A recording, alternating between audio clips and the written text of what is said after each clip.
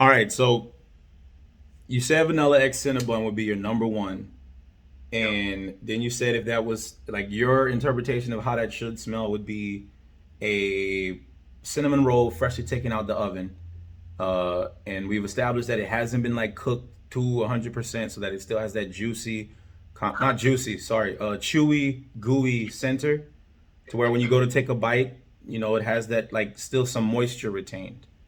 Yeah. So that tells me like the bread or the dough accords that I come up with would need to not be toasted necessarily. It's different if you want it to still be gooey. Uh, like it would have like a milky tone to it maybe, or like a softer tone. Yeah. And then for the glaze, that's where the other thing comes into play. With the glaze, there's multiple ways to make like vanilla icing or vanilla glaze. And one of those could be like with powdered sugar, vanilla and sugar. Another one could be done with like heavy cream, vanilla, sugar. One could be done with butter, milk, vanilla, and sugar. Like those are different glazes that are recipes for a glaze.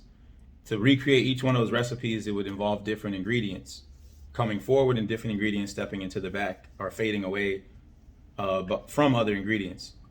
So it's like, which of those sounds the best to you? Which glaze? Like, explain your vanilla glaze. Like, Do you want it like super sugary? Do you want it milky? Do you want it creamy? Do you want it like I feel like heavy icing? it needs to be like a smooth type of soup, like that complements it. It's not too sugary to overpower and over the cinnamon flavor from the cinnamon bun. So I guess I kind of like more like a milky one, buttery milky one.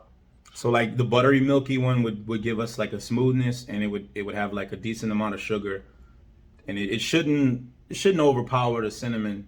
Cinnamon's really sharp note, even though it's like heavily restricted. A small amount of it does go a long way. So like